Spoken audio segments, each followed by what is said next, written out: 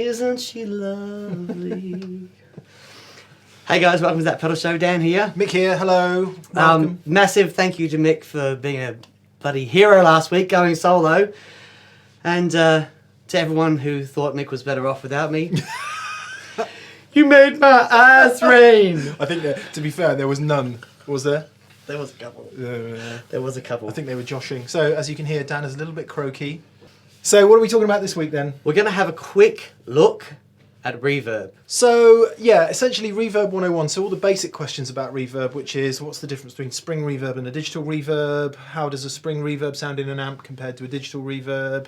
And then Dan is going to bring the next lot of questions because they're ones that he understands.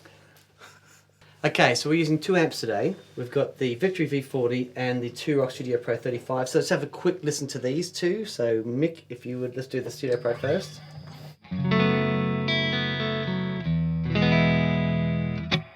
So I'm going to turn the reverb down, basically off. Then we'll turn it back up to luscious. So one of the things about this amplifier, you've got a separate level send and return for the reverb.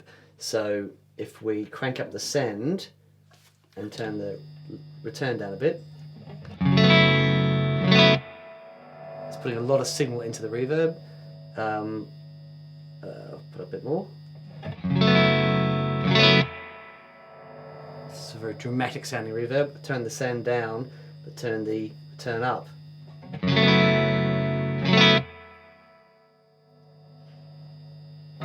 It's lovely.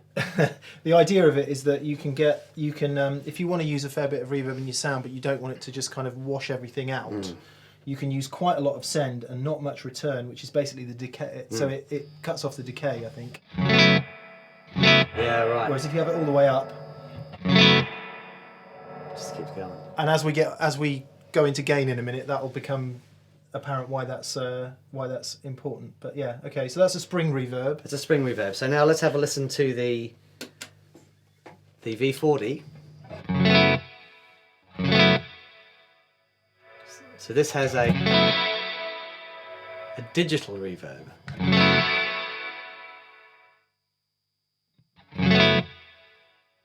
So at subtle levels, yeah, which is where you'd have it. Yeah, it's kind of.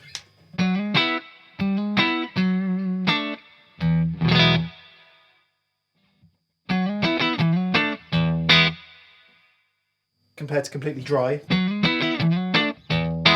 Right, now let's back to the two rock.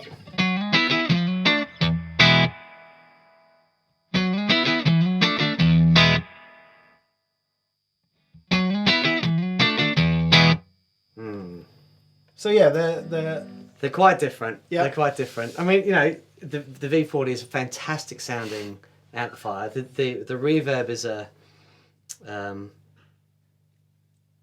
it's what they were able to do in the size of that amplifier. Yeah, there's a very practical reason for putting a digital reverb in an amp, and it's usually because if there are two things that go wrong in valve amps. One is the valves, two is the reverb trays. That's right. And if you look at the returns rate on a very famous American amplifier brand, the number of amps getting sent back for broken reverb trays is massive. Yeah. So it is a pragmatic decision on reliability and also on size of chassis. So lest we get into that. Sure, but the reverb in this does sound, it's very special. Yeah, and it's another valve stage. It puts exactly. a couple of £100 on the amp. That's right, that's right. So yeah, so what's happening there? You've got a, it's taking a signal, it's processing the signal and mixing that back in on the V40, and it's doing the same thing. It's taking the signal, but it's mixing that into the way spring reverb works. You've actually got, it's called a spring reverb because there are springs in a tank, and it runs the signal basically through the springs to give it that echo sound, bounces the sound around. Most people will know what a spring reverb looks like, but we're going to intercut one now. There you go. Good. That's what a spring reverb Technology. looks like. Yeah, it keeps it. It's obviously very analog. It's one of the oldest effects that we have. You know, between the old the tremolo circuits, using the bias control amplifiers to get the tremolo and that sort of thing. Reverb is around the same time to be able to do, that's that sort of reverb. And it's a sound that, from guys like Dick Dale and anyone that used those, loads of reverbs. When they first came out. A lot of the blues players, and it's such a fantastic sound. What a lot of people don't realise about spring reverbs as well is that because it's got its own valve section, send and return section, on a super reverb, for example, like a Fender Super Reverb, you crank that, you actually get a bit of overdrive from that whole circuit as well. You can actually take that circuit out, put a patch cable in there, and use that as an overdrive. Oh, can you? You can indeed. Yeah. I do learn something every week. Well, so what happens, because this signal that's coming back in, because they have to use so much gain to bring the signal back up to the level that, a unity level, it's a little trick that you can, if you just take the reverb tank out, just put a cable in there, use that to get some hairy tone. Okay. Yeah. So yeah, far more than just an effect. It's also a big part of the way some amps sound the way they do, isn't it? Absolutely. But lest we get too much more into that, as this is hopefully an introduction on reverb. So yeah. So we've also got some pedals on the floor, as you can see. But perhaps before we move on to those, shall we just listen to some reverb with some gain? Let's do that. And see what that. I mean, the Les Paul was sounding pretty spectacular with some gain. So why don't we? So, I got my new Thorpe pedal, the new Peacekeeper. It's in there. So this is the Not humble, is it, by any chance? It's he might have had a dumble in the dark, and come up with that circuit. All right, so this is again the Two Rock. No reverb. Bit of El Granjo.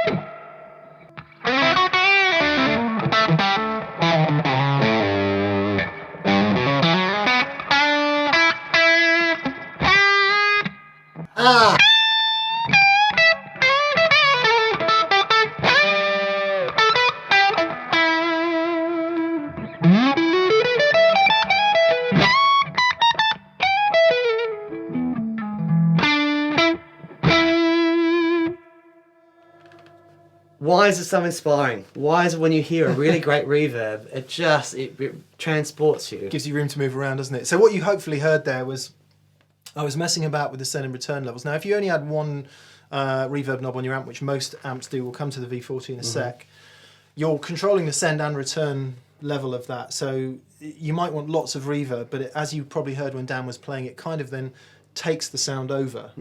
Whereas if you can still use quite a lot of reverb but have less decay, if you like, which of course is what you get on a pedal, which we'll come to in a sec. So without much further ado, let's hear to the digital reverb compared. Obviously the amp sounds slightly different anyway, but you get the idea. Sure.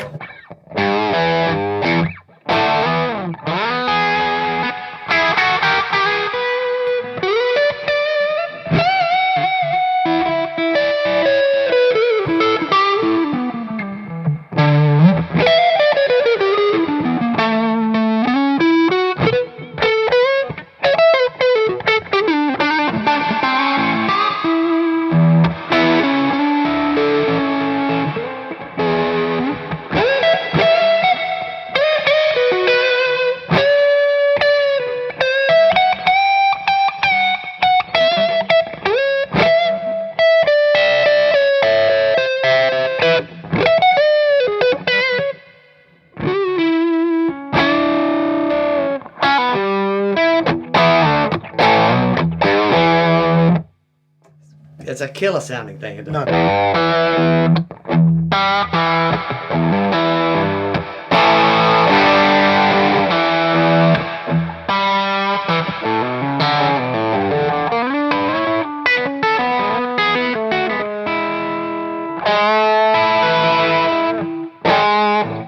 Yeah. So different, subtly different. You get less control than you get with the two knobs, and at the higher ends, it was kind of really, really taking over the whole sound, wasn't it? That's right. But you know what? For a digital amp reverb, not bad. Yeah, in the subtle Yeah. regions, which is I always have my reverb just on, Yeah. so that I can add to it with pedals. But there's always, I love that tiny bit of separation that having reverb just on, and in that sort of context, it's great. Yeah. It works really well. Yeah. Cool. Right. Let's move on to some pedals then. Okay, just a couple of reverb things to show you. We are going to do a whole section on reverb pedals. We've got some actual spring reverb pedals coming, and there's so many out there now. But I just wanted to show you a really simple reverb pedal and a really complex reverb pedal. Okay, so Mick, if you will do me the greatest honour, and we're going to turn the reverb off now through the 2-rock. Okay, so if you have a little bit of a swing. Yeah, I love that. So we're going to put the Reverb on. Now this is one of the Keeley pedals. He's got quite a few new pedals that have reverb that you can dial in, but this one's really great because you've got a few options apart from just the reverb. Turn the depth and the blend up there just so we can hear what's going to happen. Right. So this has a built-in vibrato in it. Let's just turn that down for a second. Oh, sorry. Oh, we'll get there. That sounds great. So.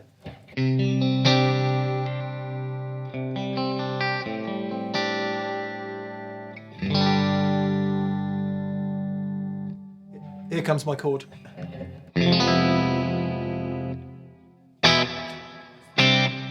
Humour me, I just want to hear what that sounds like with a bit of compression on the front end.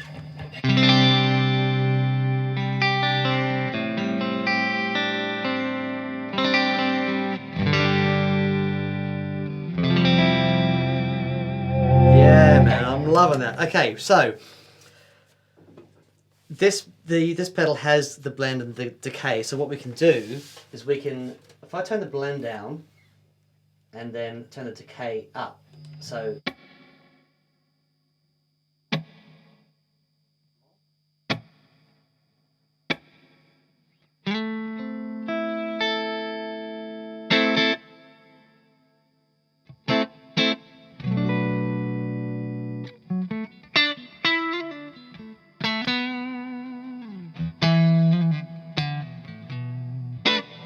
that just puts a wash in the background, basically that keeps on going.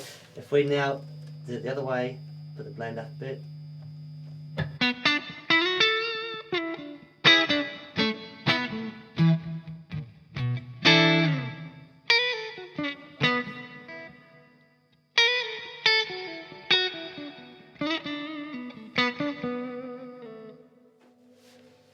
Very nice. It's really nice, isn't And it? there's no depth in there, so we're not. So just to state the blooming obvious, the Reverb's got 3 different effects that you can add to the reverb. The first one is tremolo, the second one is vibrato, which we've got on now, and then there's also a phaser, which you can hear in a sec. But so this has got no modulation. Just reverb. Yeah. Put a bit of the vibrato in.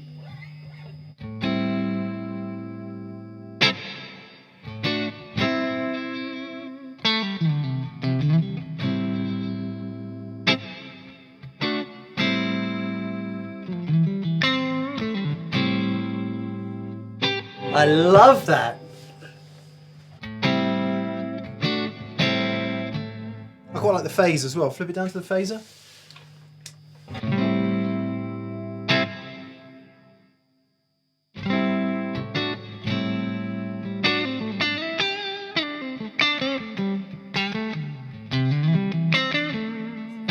I'll take that off, and this is it without the reverb.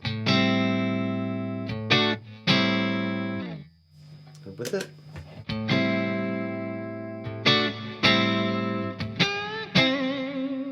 Right.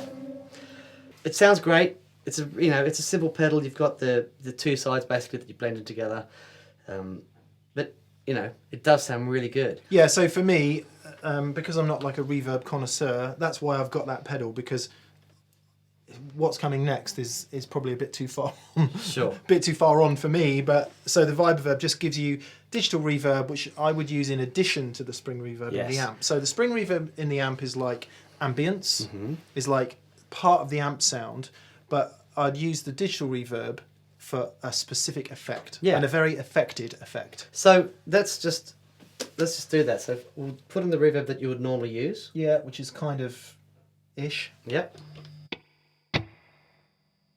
Yeah, a little tiny bit of drive as well. Okay.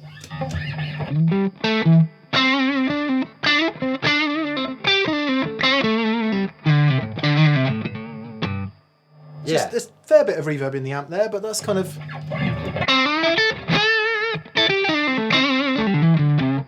So now if we kick the reverb on top of that. Yeah.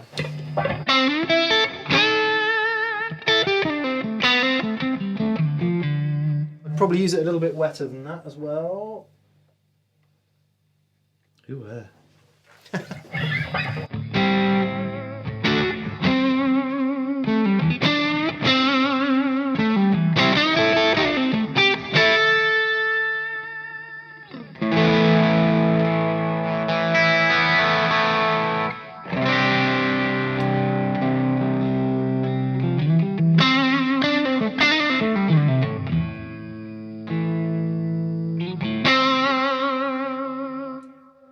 So you just get a little bit of that phase on there. Beautiful. But much wetter than... Switch it off again. I mean, that almost sounds dry by comparison. Exactly. But because there's a little bit of reverb on there, it still gives everything a bit of separation. Yeah. I love that. Yeah. It's the same way that I do it with the J. I have a bit of reverb in there all the time and just layer it in. So anyway, Because you do use reverb like kind of properly as an effect, don't you? yeah. So this is reverb more as an effect. So this is the Big Sky. What I really like about the Big Sky, I mean, you know, the Strymon stuff, as we all know, it sounds great. Yes. So here's the amp reverb.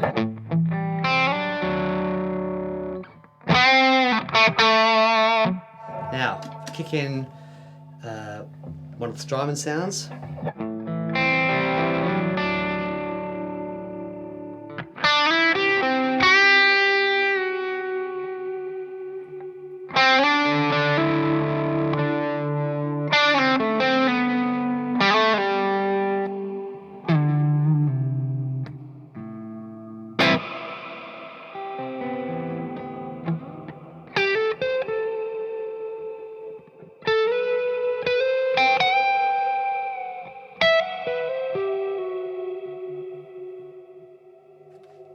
So that's an engine in there called Coral. We actually hear voices. I hear voices.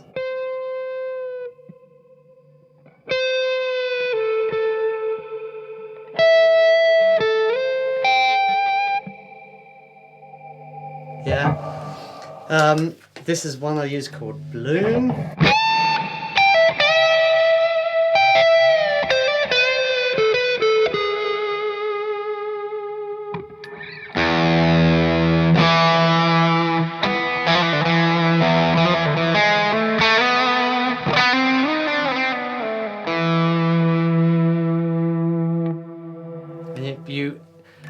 It retains the attack, but you hear the note sort of bloom up in the back.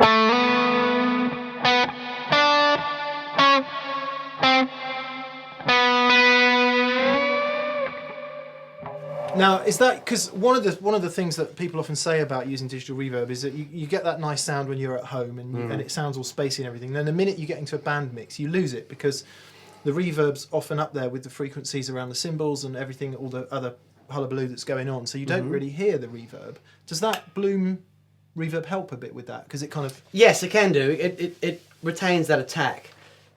If you're going to be using these sorts of effects in a band situation, it's like we're talking about the amps before. If you've got an amplifier that's compressing a lot, then that sort of detail gets lost. Yeah. So having an amplifier that has enough headroom that can amplify that sort of detail in a band situation is really important. Which brings us on nicely to signal chain, doesn't it? Yeah.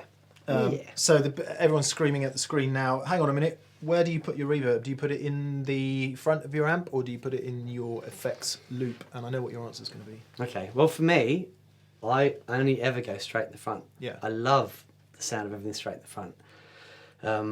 It works really well, you know, and it's when we did the Stephen Wilson thing, and he was using his Bad Cat cranked, and he had his reverb, same reverb pedal, going straight in the front, and it sounds epic. But if you're using your preamp as your all of your gain, so you've got a 2-channel amplifier, and you've got the second channel, and you know you got it cranked, and you want to have that sound as the basis of your overdrive sound, then in the loop it can sound really good. Yeah, that's kind of the conclusion we usually come to, isn't it? It's if you're a light to medium gain player and you get overdrive from pedals, then inline into the front of the amp. When you start getting into a real heavy gain front end of an amp, then in the loop of well, we know a lot of higher gain players who prefer the sound of reverbs and delays in the loop. Yeah. But that's a discussion that's just going to run and run and run, and we'll probably have it in every other video we ever make. Sure. But you've got to try it. Yeah. You know, for me personally, the amplifiers that I use are generally quite simple. Most of the amplifiers don't have loops, you know, and the vintage style Voxes and Marshalls and things, and straight in the front, turn them up and they just sound great. I find there's less... The thing with effects loops for me is that you've got to take your preamp signal, put it in a guitar cable, run it out to wherever you've got to run it to, affect it, and then bring it back and put it into the power stage. That in itself causes issues. Yeah, it creates a whole bunch of other things that can go wrong. whether you can be bothered to deal with them or not. Yeah, Right? and there's, you know, it's like when Dumble did the Dumbleator, which is precisely a thing to solve those sorts of problems.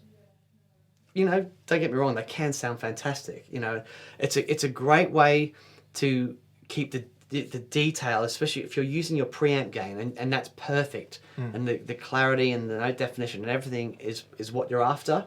You don't want to lose that. You just want to add a touch of reverb or delay to that, then stick those things in the loop, and you're golden. Yeah. We may be running off into slightly too much detail there, but I think it's a relevant question. Yeah.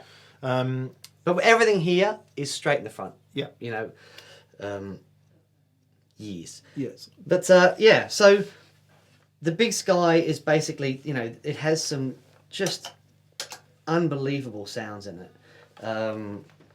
So again, this is just the amp by itself.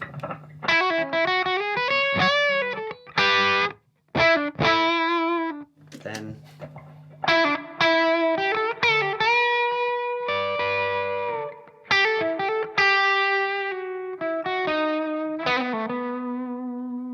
you know, there's just a whole, this is the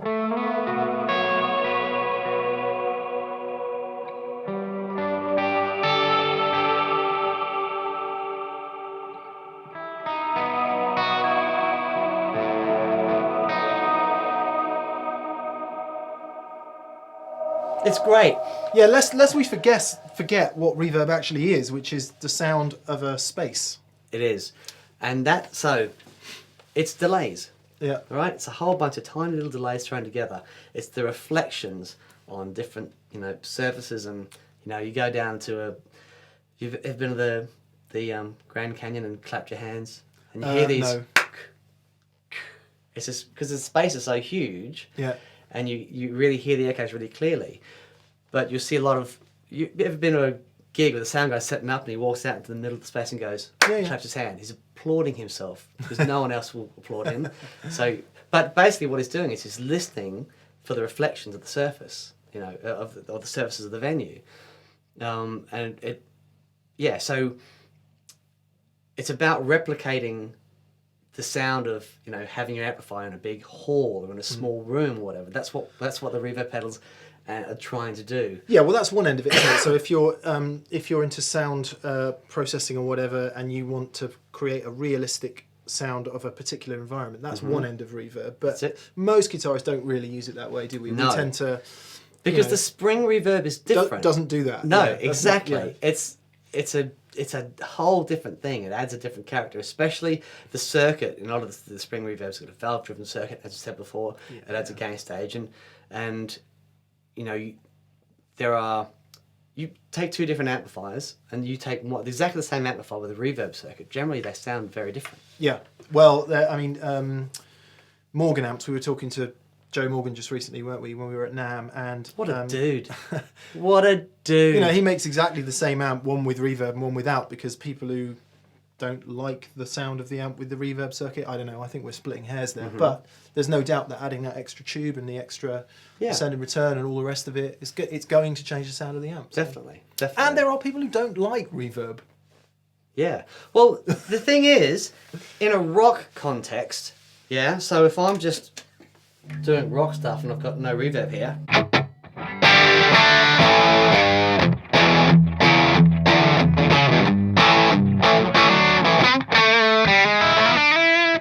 Because what can happen with the reverb is it can get lost in the mix. Having a really flat, dry sound like that. Cool, then let's put some reverb on it.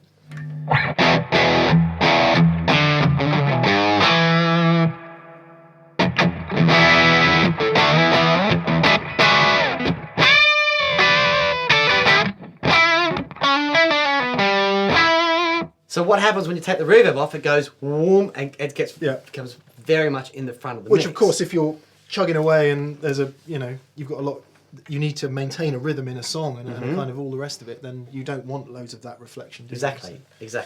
So, you know, there's a time and a place. You know, certainly for cleaner sounds, you know, a splash of reverb, beautiful. But having, like we said before, about setting it up with just a hint is great, because you don't get all that reflecting stuff, but it does help separate things just a hair. And of course, you might also find that if you are playing in a fairly big environment, or you're playing in one of those god-awful halls that we play in every now and again, turn it off, nobody there, and it's reverbing all the way around the room. Having your amp reverb as well. Conversely, if you're in a really tiny little place with, you know, loads of soft furnishings and wood everywhere, and thousands of people cramming to the venue to hear your tone. Yeah, which is what happens to us every weekend. Yeah. Then it can sound very dead. So having that, being able to turn it up a bit. So there's a two-taste thing as well. Yeah. Very good. Well, I hope that's been educational and entertaining. It's kind of what we try and do. Yeah, what have we learned? We've learned that spring reverb sounds quite different from a digital reverb. I tell you what we haven't done is there a spring reverb emulation in the Big Sky? Well, there is, but it's not the strength of the Big Sky for me. I know. Well, I'm going to say that there isn't a digital spring reverb that sounds like a spring reverb. Right. So that's the point I want to make. Right. Okay then.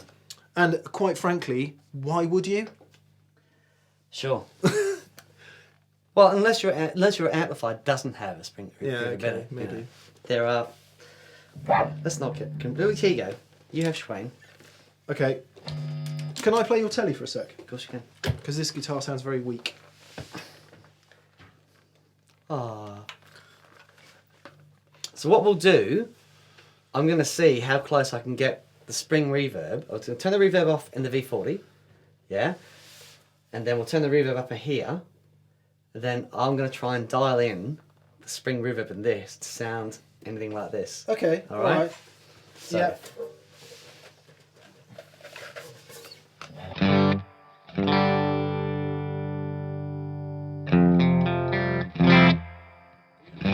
Okay, and there's the V40. Dry. Dry as a bone. All right, so.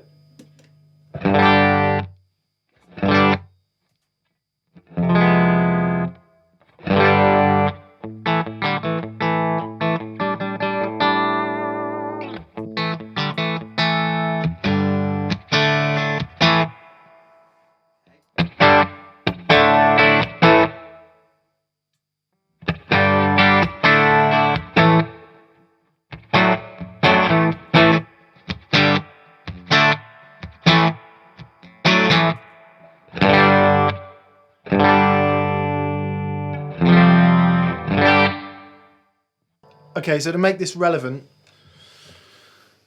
we need to forget about the V40 because the amp sounds so different. They do. Okay. All right. Yeah. So to make this relevant, now we've sort of Dan's tuned the reverb in slightly, so we'll now turn the V40 off. I'll turn the reverb off in the Studio Pro. I'll remember where it's set. Mm-hmm. So. All right. And with the reverb.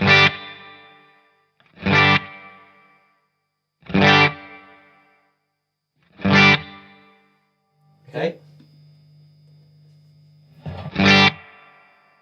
Okay, it's a lot closer. All right.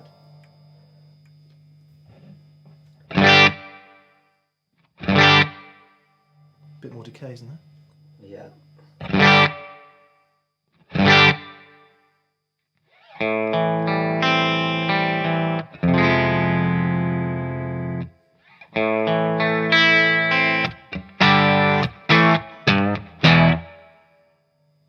Off again.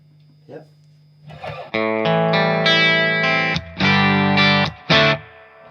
Okay, we could clearly be going for days. Yep. But that's not bad, is it? It's not bad. It's not bad. Yeah. Close You know, enough. It's in the ballpark. Yeah. Okay. So what have we learnt, Mick? What have we learned? We want to try one more thing. Is the tumnus plugged in? Yes.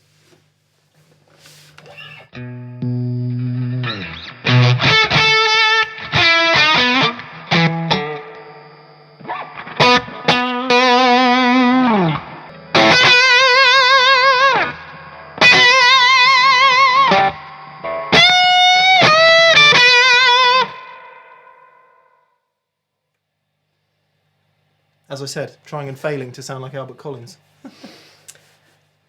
So what have you learnt? Well, we've had a whistle-stop tour through reverbs, spring reverb, digital reverb, both in amps, and then a very quick look at what can be achieved with reverb pedals on the board, and a couple of ideas about how you might think about using them. So what we'll do to follow up in another video is compare some more reverb pedals in more detail and have a look at some of the functions in a bit more detail. Yeah, because they do go from the very simple to Yeah. the,